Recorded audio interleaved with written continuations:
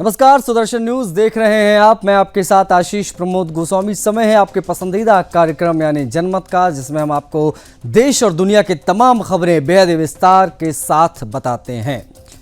सबसे पहले बात करेंगे इस बेहद महत्वपूर्ण खबर की। संयुक्त राष्ट्र के ट्रंप कंट्रीब्यूटिंग कंट्रीज यानी UNTCC चीफ्स कॉन्क्लेव 2025 की आपको बता दें, जहां नई पीढ़ी की सैन्य तकनीक और उपकरणों का प्रदर्शन किया गया। ये सम्मेलन भारतीय सेना द्वारा नई दिल्ली में 14 से 16 अक्टूबर तक आयोजित किया जा रहा है। चीफ्स ने आगरा में भारतीय सेना द्वारा प्रदर्शित अत्याधुनिक उपकरणों को देखा, जो शांति स्थापना और आधुनिक ऑपरेशनल चुनौतियों को प्रभावी लागत कुशल समाधान प्रदान करते हैं और भारत की आत्मनिर्भरता को दर्शाते भी हैं। देखिए, सैन्य प्रदर्शन के साथ ही प्रतिनिधियों ने कलाकृतियां, हेरिटेज सेंटर और लाल किला का दौरा किया। उन्होंने कारीगरों से बातचीत की और भारत की समृद्ध कला, संस्कृति और आधुनिक तकनीक प्रगति को देखा। कॉन्क्लेव का दूसरा दिन सैन्य क्षमता और सांस्कृतिक कूटनीति का सफल मिश्रण साबित हुआ। सम्मेलन कला, अंतिम विचार विमर्श, उद्योग सहभागिता और निष्कर्षों के साथ समाप्त होगा, जो स्थायी और समावेशी UN शांति मिशनों के लिए मार्ग प्रशस्त करेगा।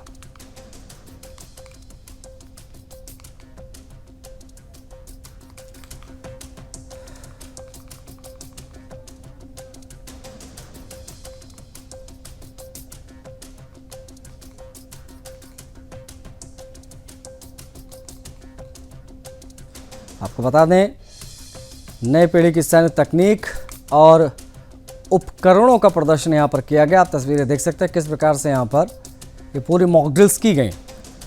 आगरा में भारतीय सेना द्वारा प्रदर्शित अत्याधुनिक उपकरणों को देखा लोगों ने, और बड़ी चीज़ ये है कि भारत के आत्मनिर्भरता की झलक यहाँ दिखाई दी। सैन्य प्रदर्शन हुए, प्रतिनिधियों ने कलाकृतियाँ, हेरिटेज सेंटर और लाल किला का दौरा भी किया। उन्होंने कारीगरों से बातचीत की और भारत की समृद्ध कला, संस्कृति और आधुनिक तकनीकी प्रगति को देखा। कॉन्क्लेव का जो दूसरा दिन है, उस सैन्य क्षमता और सांस्कृतिक कूटनीति का जो सफल मिश्रण होता है वो यहाँ पर दिखाई दिया। सम्मेलन कला हो, अंतिम विचार विमर्श हो, उद्योग सहभागिता हो या फिर निष्कर्षों के साथ जो भी चीज़ें वहाँ पर दिखाई दी वो काबिल तारीफ रही। स्थायी और समावेशी UN शांति मिशनों के लिए मार्ग जो है ये प्रशस्त करेगा।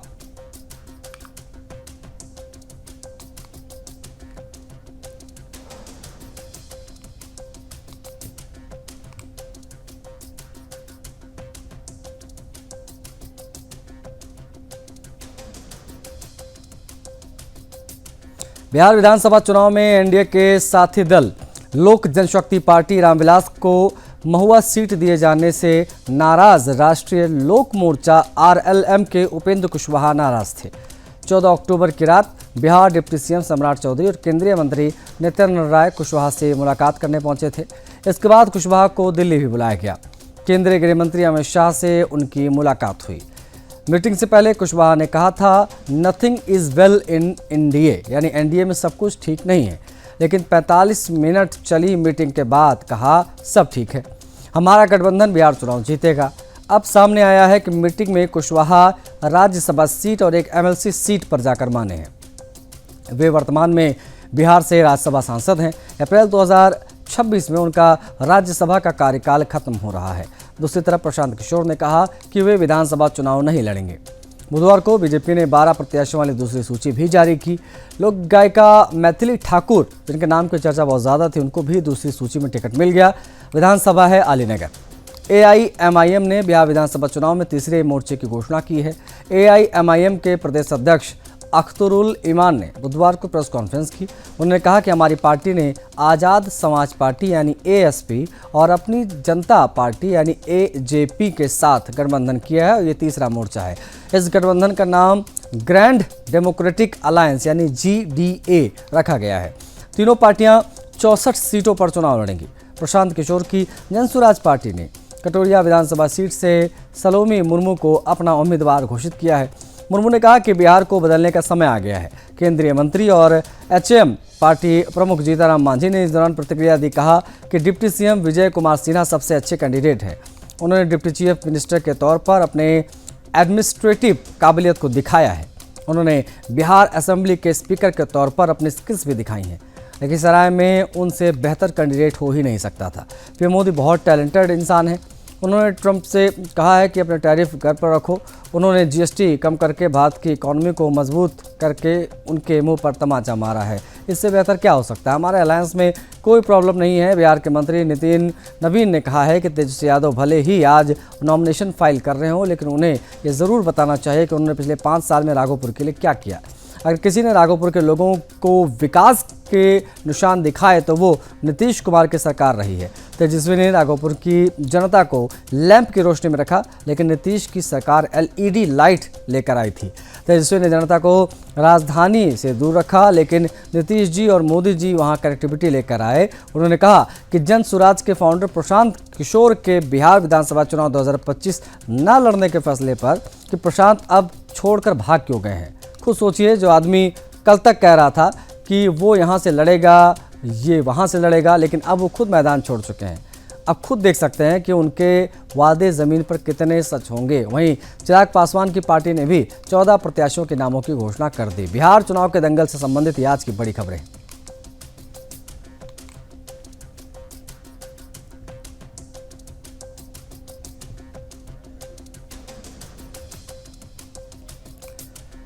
भारतीय जनता पार्टी बिहार में विधानसभा चुनाव 2025 के लिए अपनी दूसरी उम्मीदवारों की सूची आज लेकर आई। इस सूची में कुल 12 विधानसभा क्षेत्रों के उम्मीदवारों के नाम शामिल रहे। सबसे प्रमुख नाम रहा मैथिली ठाकुर का। आईपीएस अधिकारी आनंद मिश्रा भी चर्चा में रहे।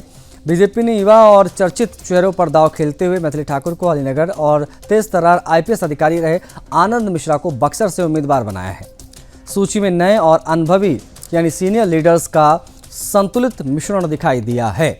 आपको बता दें कि सूची में कुसुम देवी, ज्ञानेंद्र सिंह ज्ञान और सुरेश शर्मा के टिकट काट दिए गए हैं। उनकी जगह सुभाष सिंह गोपालगंज से लड़ेंगे। वहीं सियाराम सिंह बाढ़ से लड़ेंगे और रंजन कुमार मुजफ्फरपुर से लड़ेंगे। उनको टिकट दिया गया, इनके टिकट काटकर। बीजेपी ने पहले 71 उम्मीदवारों की पहली सूची जारी की थी। इस चुनाव में एनडीए में बीजेपी के खाते में 101 सीटें हैं। वहीं जेडीयू भी 101 सीटों पर चुनाव लड़ेगी। इसके अलावा चिराग पासवान की पार्टी को 29 सीटें, उपेंद्र कुशवाहा और जीतनराम मांझी की पार्टी को 6 सीटें मिली हैं। ये आप सभी जानते हैं। पहला चरण जो है मतदान का वो 6 नवंबर रहने वाला है और दूसरा जो राउंड वोटिंग का होगा वो 11 नवंबर होगा। 14 तारीख को काउंटिंग होगी, यानी नतीजे आ जाएंगे कि बिहार में कौन सरकार बना रहा है।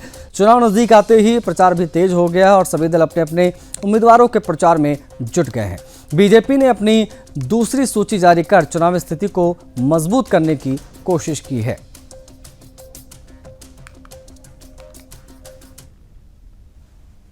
बहुत अच्छा लग रहा है और मेरे लिए सौभाग्य की बात है। बहुत ही महत्वपूर्ण दिन है आज।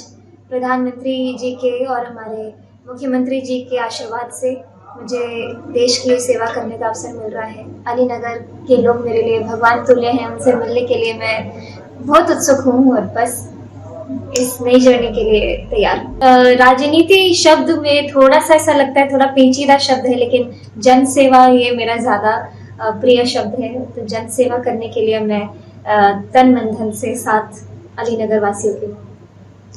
मैथिली जी, अगर आप कामयाबी पाई तो जिस प्रकार आप समझ रही हैं कि मैथिली इंडस्ट्री जो है काफ़ी पीछे है, अब पीछे, तो उसके लिए क्या प्लान है आप? बहुत ज़्यादा स्कोप है। बहुत अच्छा लग रहा है। आगे चल के मैं और आप सभी लोगों से कनेक्ट करूंगी और चीज़ें बताती रहूँगी। उधर बिहार विधानसभा चुनाव को लेकर आज का दिन बेहद महत्वपूर्ण रहा, क्योंकि सत्ताधारी और एनडीए की प्रमुख पार्टी जेडीयू ने अपनी पहली उम्मीदवारों की सूची भी जारी कर दी। सूची चर्चा में रही। 57 उम्मीदवारों के नाम इसमें शामिल थे। जेडीयू के उम्मीदवारों की सूची में प्रमुख नाम इस प्रकार रहा, देख लीजिए। आलमनगर से नरेंद्र नारायण यादव को टिकट मिला। बिहारीगंज से निरंजन कुमार मेहता को टिकट मिला। सिंहेश्वर से रमेश श्रीदेव, मधेपुरा से कविता साहा, चुनबरसा से रत्नेश सदा, माशी से कुंदेश्वर साहू, कुशेश्वर स्थान से अतिरेक कुमार, बेनीपुर से विनय कुमार चौधरी, दरभंगा ग्रामीण से ईश्वर मंडल, बहादुरपुर से मदन सहनी, गया घाट से कोमल सिंह, मीनापुर से अजय कुशवाहा, सकरा से आदित्य कुमार, कांटी से अजीत कुमार, कुचायकोट से अमरेंद्र कुमार पांडे, बोरे से सुनील कुमार, हथुआ से राम सेवक सिंह, बरौली से मंजीत सिंह और जीरादेई से भीष्म कुशवाहा को टिकट मिला। वहीं रघुनाथपुर से विकास कुमार सिंह को टिकट दिया गया है। आपको बता दें आनंद सिंह मोकामा से लड़ेंगे। जेडीयू का दावा है कि ये पहली सूची पार्टी की रणनीति और क्षेत्रीय समीकरणों के अनुसार तय की गई और जल्द ही बाकी उम्मीदवारों की सूची भी जारी कर दी जाएगी।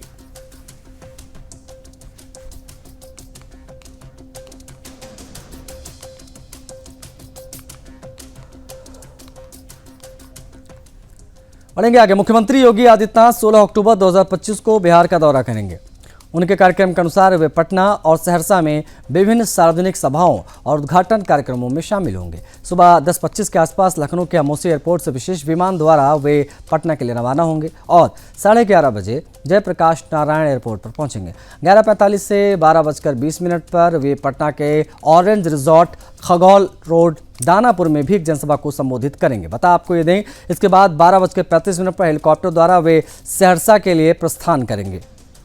सहरसा पहुंचकर 1:50 से लेकर 2:25 के बीच में दोपहर में विधानसभा क्षेत्र संख्या 75 में जनसभा आयोजित उनकी होनी है। इसके बाद 12:35 के आसपास वो हेलीकॉप्टर से पटना लौटेंगे और 4 बजे वो पटना एयरपोर्ट से लखनऊ के लिए उड़ान भरेंगे। इस दौरे के दौरान मुख्यमंत्री विभिन्न जनसभाओं और कार्यक्रमों में भाग लेंगे। विभिन्न कार्यक्रम उनके यहाँ पर लगाए गए स्थानीय मुद्दों पर संवाद व्यवस्थापित करेंगे। मुख्यमंत्री योगी आदित्यनाथ का क्या कार्यक्रम लगा है बिहार विधानसभा चुनाव के मद्देनजर, वो हम आपको बता रहे हैं। पटना और सहरसा में जनसभाएं उनकी होनी है। हेलीकॉप्टर विशेष विमान से यात्रा इस दौरान करेंगे मुख्यमंत्री योगी आदित्यनाथ।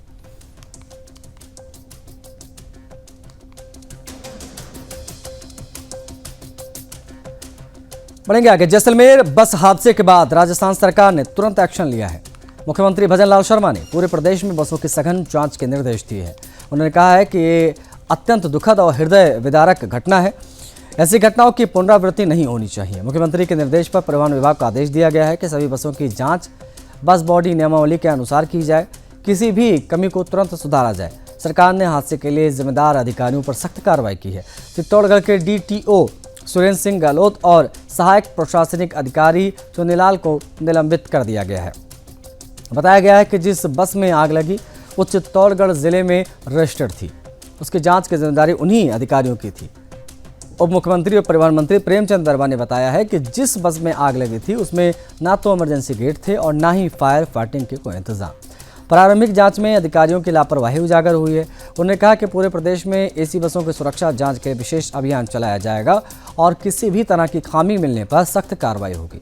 जैसलमेर जोधपुर हाईवे पर हुए दर्दनाक हादसे में अब तक 21 लोगों की मौत हो चुकी है। हादसे के 2 वीडियो सामने आए हैं जिनमें यात्री जान बचाने के लिए खिड़कियों से कूदते दिखाई दे रहे हैं। कई शव इतनी बुरी तरीके से झुलस गए हैं कि उनको पहचानना मुश्किल है। घायलों को जोधपुर के MGH और एम्स में भर्ती कराया गया है, जिनमें 4 की हालत अभी भी गंभीर बताई जा रही है। एक 10 साल के बच्चे की आज मौत हुई। मुख्यमंत्री भजनलाल शर्मा खुद जैसलमेर पहुंचे, घटनास्थल का निरीक्षण किया, घायलों से मुलाकात की। प्रधानमंत्री मोदी और राष्ट्रपति द्रौपदी मुर्मू ने भी इस हादसे पर गहरा दुख जताया है। जैसलमेर बस हादसे के बाद भी राजस्थान सरकार ने तुरंत एक्शन लिया है। मुख्यमंत्री भजनलाल शर्मा ने पूरे प्रदेश में बस बोर्ड नियमावली के अनुसार बसों की सघन चेकिंग के निर्देश दे दिए हैं। कहा है कि जैसलमेर बस हादसा अत्यंत हृदय विदारक है। ऐसी घटनाओं की पुनरावृत्ति नहीं होनी चाहिए। सरकार ने परिवहन अधिकारियों को स्पष्ट निर्देश दिया कि बस की जांच नियमावली के अनुसार किया जाए।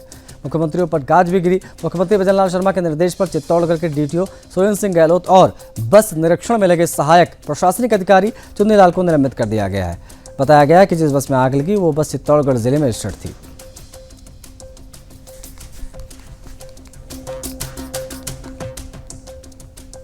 बढ़ेंगे आगे। हरियाणा के ADGP वाई पूरण कुमार की मौत के 9 दिन बाद आखिरकार उनका पोस्टमार्टम हो गया। परिवार की सहमति बनी। उसके बाद बुधवार सुबह चंडीगढ़ PGI में करीब 4 घंटे तक पोस्टमार्टम की प्रक्रिया चली। पोस्टमार्टम के बाद शाम 4 बजे सेक्टर 25 शमशान घाट में उनका अंतिम संस्कार कर दिया गया, जहां उनकी दोनों बेटियों ने मुखाग्नि दी। पोस्टमार्टम पर सहमति मिलने से हरियाणा सरकार ने राहत की सांस ली, क्योंकि 9 दिन से यह प्रक्रिया अटकी हुई थी। जानकारी के मुताबिक बुधवार सुबह पूरण कुमार की पत्नी और IAS अधिकारी अमनीत कुमार ने लिखित रूप से चंडीगढ़ पुलिस की पोस्टमार्टम को अनुमति दी। इसके बाद परिवार, एएसपी और आईजी स्तर के अधिकारी पीजीआई पहुंचे। मेडिकल बोर्ड ने मजिस्ट्रेट की निगरानी में पोस्टमार्टम किया, जिसमें बैलिस्टिक विशेषज्ञों की मौजूदगी और पूरी वीडियोग्राफी हुई। पीजीआई ने बयान जारी कर बताया कि पोस्टमार्टम पूरी पारदर्शिता और नियमों के तहत किया गया है। अब रिपोर्ट स्पेशल इन्वेस्टिगेशन टीम यानी एसआईटी को सौंपी जाएगी। अंतिम संस्कार के दौरान भाजपा, कांग्रेस, आप और इनेलो के कई नेता मौजूद रहे। भाजपा की ओर से कैबिनेट मंत्री कृष्णलाल पंवार, श्याम सिंह राणा, आम आदमी पार्टी की तरफ से पंजाब विधानसभा स्पीकर कुलतार सिंह रंधावा, कांग्रेस विधायक अशोक अरोड़ा और पूजा चौधरी सहित दलित संगठनों के कई प्रतिनिधि भी आए थे। आईएएस अमनीत कुमार ने कहा कि समय पर पोस्टमार्टम होना जरूरी था, न्याय की प्रक्रिया आगे बढ़े इसलिए यह सहमति दी गई। मुझे न्यायपालिका और पुलिस पर पूरा भरोसा है। गौरतलब है कि परिवार पिछले 9 दिनों से पोस्टमार्टम करवाने से इनकार कर रहा था। परिवार की मांग थी कि डीजीपी शत्रुजीत कपूर और पूर्व एसपी नरेंद्र बिजारनिया के खिलाफ मामला दर्ज किया जाए। इस वजह से प्रक्रिया अटकी हुई थी, जिसे अब पूरा कर लिया गया है।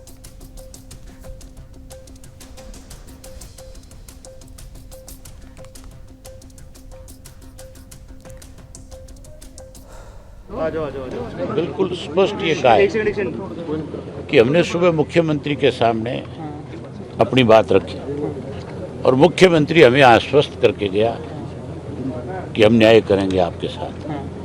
6 घंटे हो गए मुख्यमंत्री को यहाँ से गए हुए, अब तक कोई कार्रवाई नहीं हुई। हमारा जो मुख्यमंत्री है वो डमी है, ये बात उसने स्वयं अठावड़े के सामने मानी कि मेरे करने से तो चपड़ासी भी नहीं बदला जा सकता, मैं तो चपड़ासी को भी सस्पेंड नहीं कर सकता।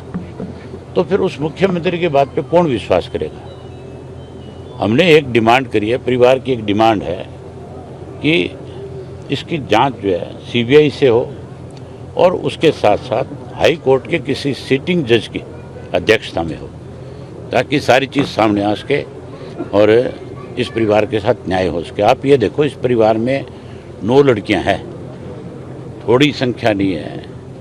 9 बच्चों के आगे उन 9 लड़कियों के परिवार को कौन संभाल रहा था? वो अकेला संभाल रहा था। आज ये सारी जिम्मेदारी इस ननिहाल पक्ष पे आ गई।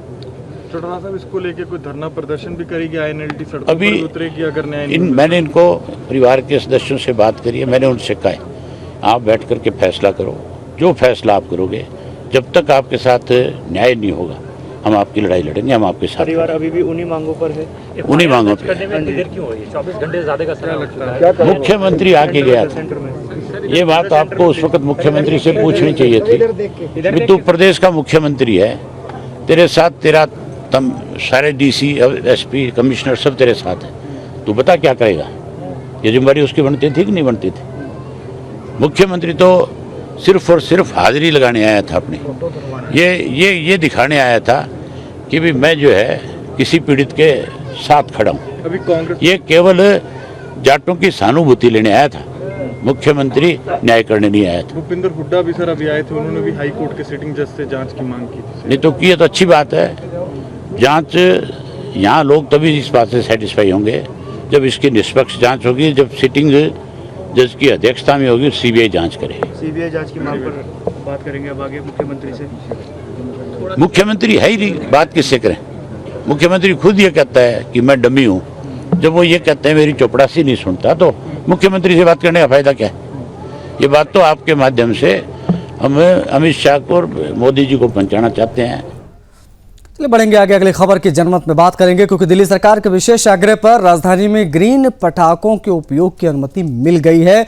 माननीय सर्वोच्च न्यायालय का धन्यवाद ज्ञापित किया है सभी ने। सरकार ने कहा है कि ये निर्णय दीपावली जैसे पवित्र पर्व पर जन भावनाओं और उत्साह का सम्मान करता है, साथ ही पर्यावरण संरक्षण के प्रति संतुलित दृष्टिकोण को दर्शाता है। दिल्ली सरकार ने पुनः आश्वस्त किया है कि स्वच्छ और हरित दिल्ली का संकल्प जो है वो पूर्णतः प्रतिबद्धित है। दीपावली के इस पर्व पर सभी नागरिक ग्रीन पटाखों के साथ उत्सव और पर्यावरण संरक्षण का सामंजस्य स्थापित करें और हरित एवं खुशहाल दिल्ली के संकल्प को साकार करें। दिल्ली में ग्रीन पटाखे की अनुमति मिलने के बाद में रेखा गुप्ता का ये जो ट्वीट है वो हम आपको दिखा रहे हैं। उन्होंने स्पष्ट किया, दिल्ली सरकार के विशेष आग्रह पर राजधानी में ग्रीन पटाखों के उपयोग की अनुमति प्रदान करने हेतु माननीय सर्वोच्च न्यायालय का आभार। ये निर्णय दिल्ली वालों के लिए पवित्र पर्व पर जनभावनाओं के उत्साह का सम्मान करता है। कुछ इस प्रकार से उन्होंने जो सर्वोच्च न्यायालय है माननीय, उनका भी आभार जताया है और दिल्ली वालों के लिए क्या गाइडलाइंस वो भी मुख्यमंत्री ने अपने इस ट्वीट के माध्यम से बताया।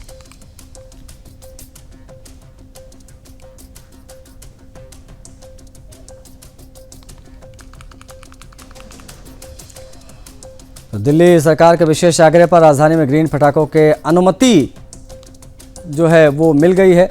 दिल्ली वालों की भी प्रतिक्रिया आई है, बड़े खुश हैं सभी और करीब 8 सालों के बाद पटाखे जलाने का अवसर जो है वो दिल्ली वालों को मिलेगा।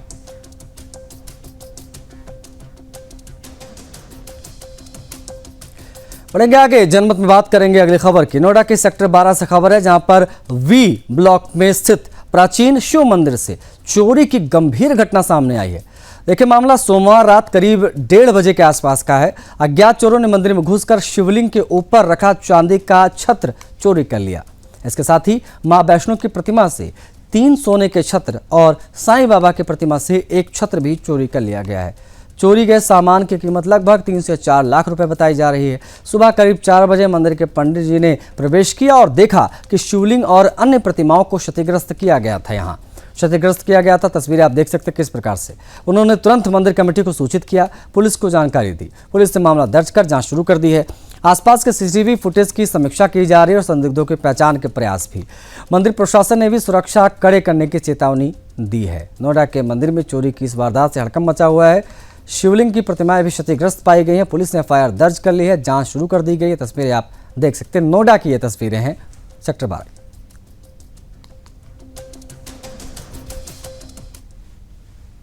इस समय मैं मौजूद हूँ सेक्टर 12 के वी ब्लॉक के प्राचीन मंदिर में, शिव मंदिर में, जहाँ रात को करीब 1 से 1:30 बजे के करीब शिवलिंग के ऊपर जो छत्र होता है उसको चुराया गया है। साथ ही साथ मंदिर परिसर में आप देख सकते हैं कितना बड़ा मंदिर है।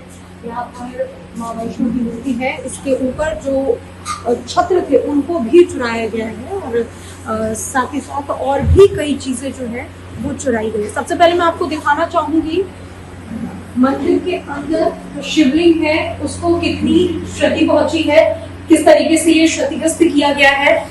इसके ऊपर चांदी का छत्र था जिसको चुराया गया है। साथ ही साथ शिवलिंग को भी हानि पहुंचाई गई है, पूरा क्षतिग्रस्त किया गया है। ये टुकड़े आप देख सकते हैं, इन टुकड़ों से पता चल रहा है कि किस तरीके से हानि पहुंची है। साथ ही साथ ऊपर में एक छत्र था उसको भी चुराया गया है।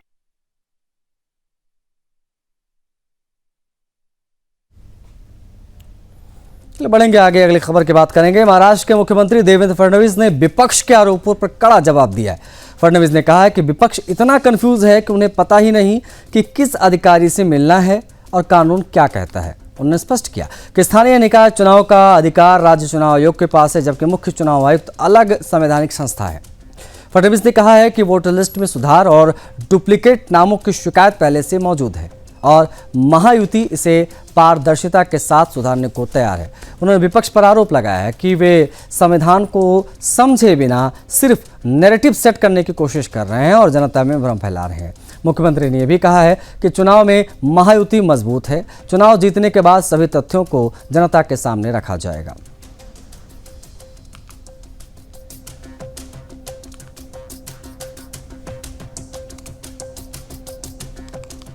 महाराष्ट्र पुलिस के सामने माओवादियों का सरेंडर। जी हां, एक बड़ी खबर आ जाए। माओवादियों के कमांडर सोनू उर्फ भूपति समेत 60 अन्य नक्सलियों ने सरेंडर कर दिया। मुख्यमंत्री देवेंद्र फडणवीस की मौजूदगी में महत्वपूर्ण सरेंडर दिखा। भूपति पर 6 करोड़ रुपए का इनाम घोषित था। आत्मसमर्पण के दौरान नक्सलियों ने 54 हथियार पुलिस को सौंपे, जिनमें 7 AK-47, 9 इंसास राइफल थी। भूपति को माओवादी संगठन का प्रमुख रणनीतिकार माना जाता है और वो लंबे समय से महाराष्ट्र छत्तीसगढ़ सीमा पर प्लाटून अभियानों की कमान संभाल रहा था। प्रधानमंत्री मोदी और केंद्रीय गृह मंत्री अमित शाह के मार्गदर्शन में मार्च 2026 तक देश से माओवाद समाप्त करने का संकल्प लिया गया था। महाराष्ट्र में यह आत्मसमर्पण इस अभियान में बड़ी सफलता के तौर पर देखा जा रहा है।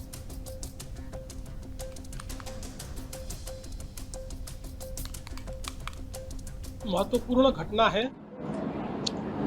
देश के प्रधानमंत्री माननीय नरेंद्र मोदी जी के नेतृत्व में 2014 से देश में माओवाद के खिलाफ जो एक लड़ाई शुरू हुई थी और हमारे केंद्रीय गृह मंत्री अमित भाई शाह इनके नेतृत्व में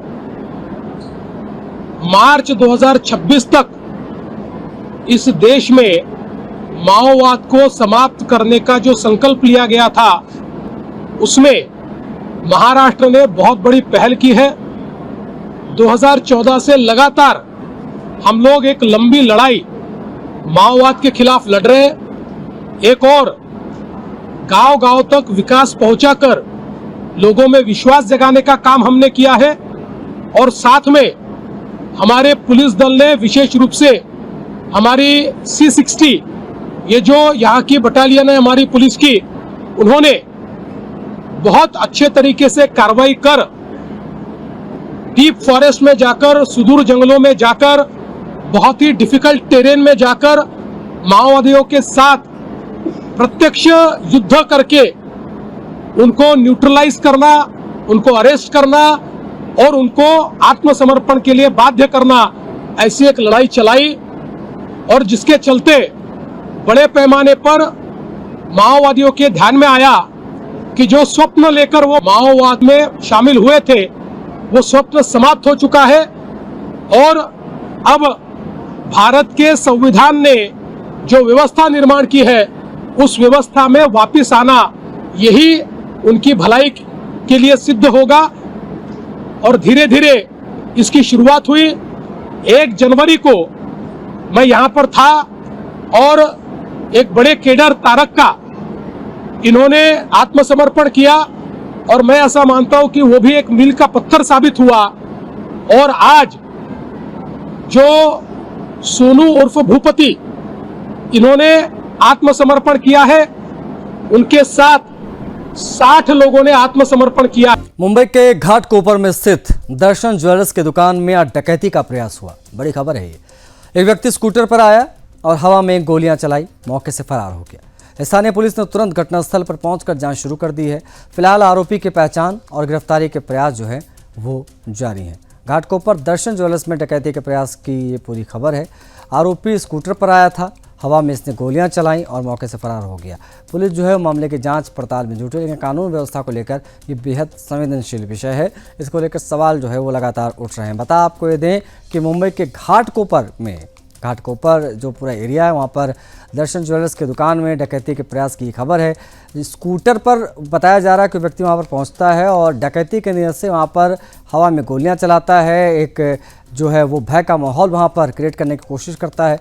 स्थानीय पुलिस ने तुरंत घटनास्थल पर पहुंचा और चूँकि जब सूचना पुलिस को दी गई तो पुलिस मौके पर पहुंची और आरोपी की पहचान भी हो गई है। अब आरोपी की गिरफ्तारी के प्रयास जो है वो जारी है। घाटकोपर दर्शन ज्वेलर्स में डकैती के प्रयास से संबंधित ये पूरी खबर है। अगली खबर की बात करेंगे। भोपाल के न्यू मार्केट में हनुमान मंदिर के पास में संस्कृति बचाओ मंच और हिंदू उत्सव समिति के कार्यकर्ताओं ने दीपावली के अवसर पर हिंदुओं से विशेष अपील की है। उन्होंने कहा कि दीपावली का सामान केवल हिंदू दुकानदारों से ही खरीदें। कार्यक्रम में साधु संत और समिति के अध्यक्ष चंद्रशेखर तिवारी भी मौजूद रहे। उन्होंने लोगों को जागरूक किया, सांस्कृतिक संरक्षण के महत्व पर जोर दिया।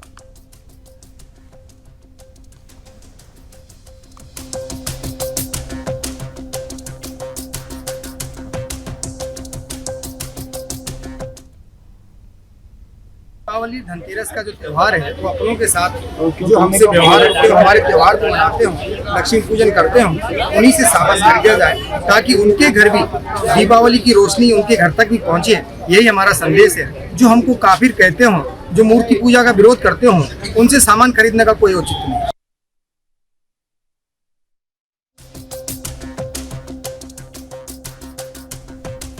महाराष्ट्र के निफार तहसील में नांदूर मदमेश्वर गांव की सरकारी जमीन पर कथित लैंड जिहाद के विरोध में सकल हिंदू समाज और स्थानीय ग्रामीणों ने तहसील कार्यालय के सामने आंदोलन किया। आंदोलनकारियों का आरोप था कि जामा मस्जिद ट्रस्ट ने तहसीलदार और भूमि अभिलेख अधिकारों की मिलीभगत से अवैध रूप से जमीन अपने नाम कराई। विधायक देवयानी फरांदे के नेतृत्व में आंदोलनकारियों ने नासिक छत्रपति संभाजी नगर राष्ट्रीय राजमार्ग पर रास्ता रोको किया। इससे वाहनों की लंबी कतारें भी लग गईं। घटनास्थल पर पहुंचे उप विभागीय अधिकारी शशिकांत मंगरूले ने अवैध नोंद रद्द करने और जमीन ग्राम पंचायत के नाम करने का आश्वासन दिया। दोषियों के खिलाफ गहन जांच और कार्रवाई का भी भरोसा दिलाया है। अधिकारियों के आश्वासन के बाद आंदोलनकारियों ने यह आंदोलन वापस लिया। राजमार्ग यातायात के लिए पुनः खोला गया।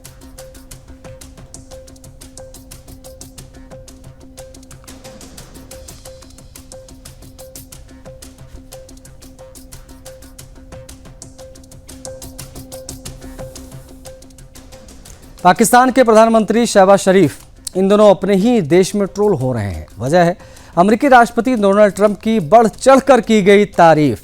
सोशल मीडिया पर लोग उन्हें ट्रंप का चापलूस चाटुकार कहकर घेर रहे हैं। कोई यूजर तो ये भी लिख रहे हैं कि अगर चापलूसी के लिए नोबेल पुरस्कार होता तो शरीफ को मिल जाता। दरअसल मिस्र में हुई गाजा पीस समिट के दौरान शहबाज शरीफ ने ट्रंप को शांति पुरुष बताया। उन्हें नोबेल शांति पुरस्कार देने के लिए फिर से मांग कर दी। उन्होंने कहा कि ट्रंप की कोशिशों से भारत पाकिस्तान संघर्ष रुका था। दुनिया में कई संघर्ष विराम भी संभव हुए हैं उन्हीं की वजह से। ट्रंप ने हंसते हुए जवाब दिया, वाह, मुझे ये उम्मीद नहीं थी। अब कहने को क्या बचा है, घर चले। ये बयान सोशल मीडिया पर खूब वायरल हुआ है। पाकिस्तानी यूजर बोले, इतनी शर्मिंदगी पहले कभी नहीं देखी। इतिहासकार अमार अली जान ने लिखा कि ट्रंप की बेवजह तारीफ से पूरे पाकिस्तान शर्मिंदा है। लेखक SL कंथन ने तंज कसा, ट्रंप को जूते चमकाने होते तो शरीफ को वो बुला लेते। वहीं PTI नेता हम्माद अजहर ने कहा कि दुनिया हम पर हंस रही है, ये कॉमेडी और घिनौनी चापलूसी पाकिस्तान को शर्मसार कर रही है। बताया गया कि ट्रंप ने भाषण के दौरान शरीफ को मंच पर बुलाया, उनसे कहा कि वो वही बोलें जो पहले कहा था। इसके बाद शरीफ ने करीब 5 मिनट तक ट्रंप की तारीफों के पुल बांधे। इससे पहले भी भारत का ऑपरेशन सिंदूर के बाद पाकिस्तान अमेरिका रिश्तों में नज़दीकी आई थी। मई में ट्रंप ने भारत पाकिस्तान के बीच सीज फायर कराने का दावा किया था, जिससे पाकिस्तान ने खुलकर सपोर्ट किया। इसके बाद सेना प्रमुख आसिम मुनीर और PM शरीफ की व्हाइट हाउस में ट्रंप से हुई मुलाकात में भी उन्होंने ट्रंप को शांति दूत कहा था।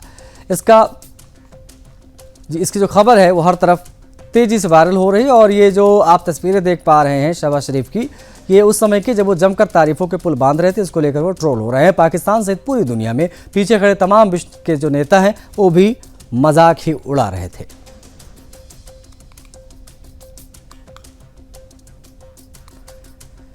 चापलूसी के लिए अगर कोई नोबेल पुरस्कार मिल सकता है तो वो शहबाज शरीफ को मिलना चाहिए। ये हम नहीं, ये पाकिस्तान की आवाम कह रही है, पाकिस्तान के लोग कह रहे हैं। पाकिस्तान ने जिस प्रकार से ट्रोल किया है अपने ही प्रधानमंत्री को, वो देखने लायक है। ट्रंप की तारीफ पर पाकिस्तानी PM किस प्रकार से ट्रोल हो गए वो आप देख सकते हैं। और ट्रंप ने उसके बाद क्या कहा वो भी आप देखिए।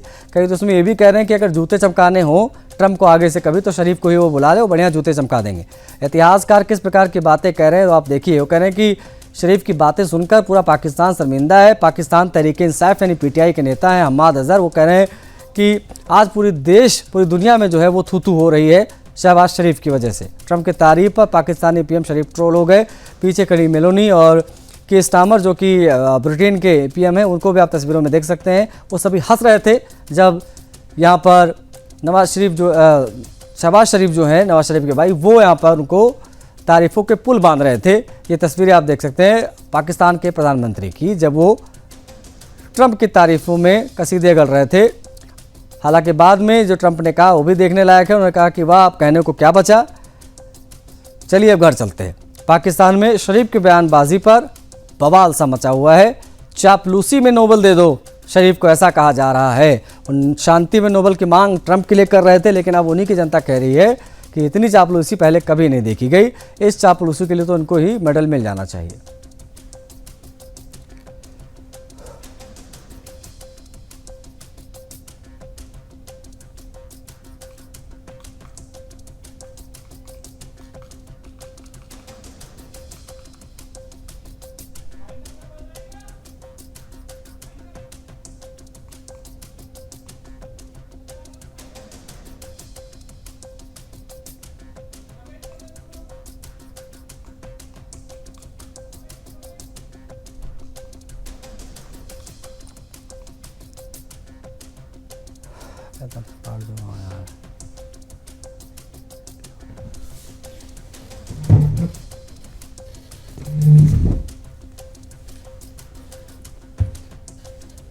पूरी दुनिया में आज ये खबर चर्चा का विषय बनी रही है, जिसको आप तस्वीरों में देख रहे हैं, जिसको हम लगातार आपको दिखा रहे हैं। ट्रंप की तारीफ पर पूरे पाकिस्तान में शरीफ जो है वो ट्रोल हो गए।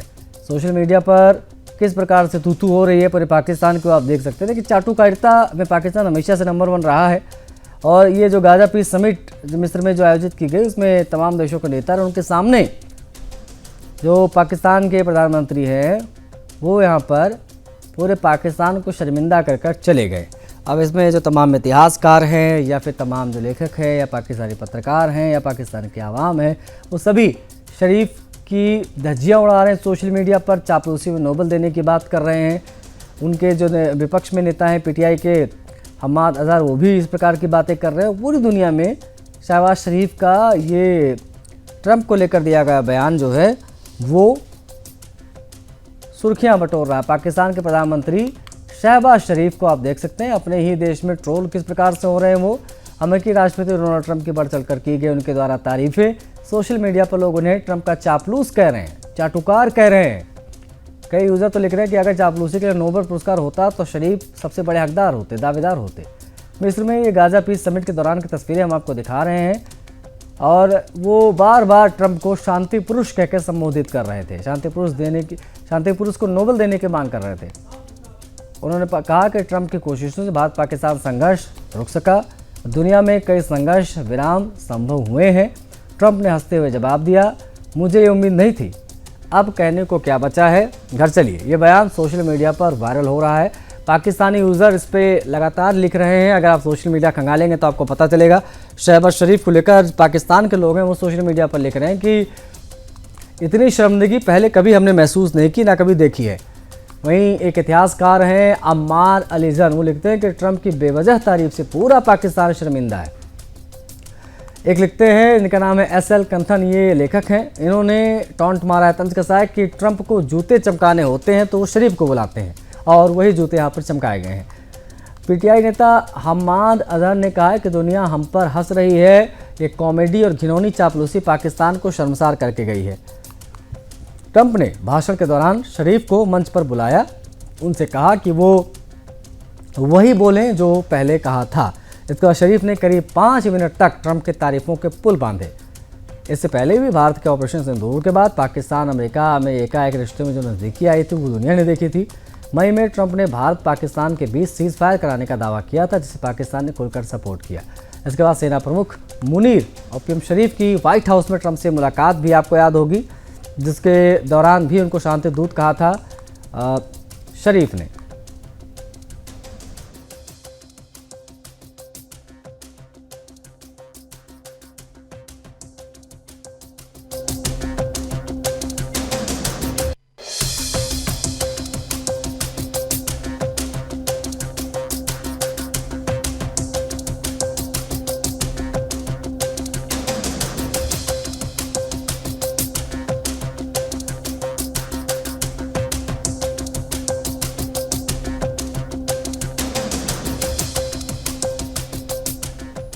बढ़ेंगे आगे।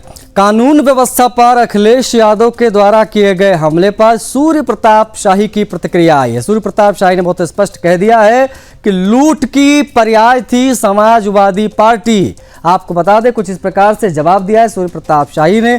सपा मुखिया अखिलेश यादव के बयान पर सूर्य प्रताप शाही का यह बयान, यूपी की कानून व्यवस्था पर अखिलेश यादव ने सवाल उठाए थे।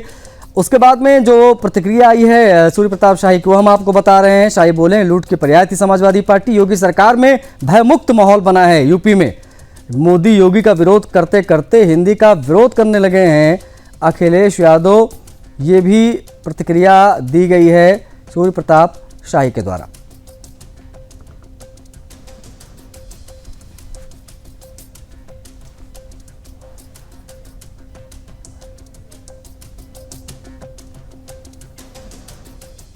इसी के साथ जनमत में आज के लिए बस इतना ही। मुझे आज्ञा दीजिए। जय हिंद।